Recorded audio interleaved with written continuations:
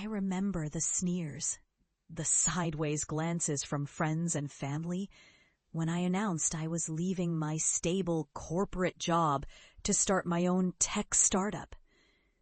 "You're chasing a pipe dream," my father said, voice thick with skepticism. "What makes you think you can build something big? You don't have the experience." My mother looked worried, her hands trembling as she clutched her coffee. Even colleagues chuckled behind my back, whispering that I was wasting my time, that I'd crash and burn like so many others. For months, I'd grappled with self-doubt. The nights were long and lonely, filled with fears of failure and financial strain.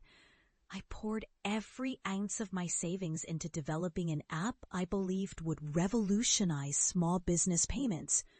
I faced setbacks, bugs that wouldn't fix, investors who backed out last minute, customers who dismissed my concept as too niche. Each rejection felt like a weight pressing down, convincing me I was destined for failure. But beneath that despair, something fierce ignited, the raw refusal to be defined by others' narrow visions. I knew I had to prove them wrong. I doubled down, worked harder, learned everything I could about marketing, finance, and scaling. I bootstrapped tirelessly, sleeping in my office, coding through nights, ignoring the mounting bills. I reached out directly to small business owners, listened to their needs, adapted my platform, and kept pushing forward.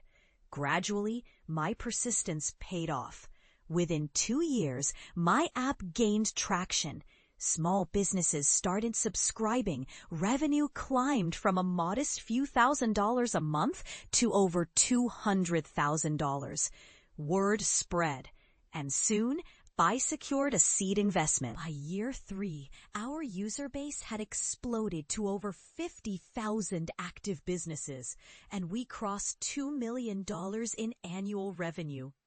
Our platform was recognized as one of the top emerging fintech startups in the country, even earning awards for innovation.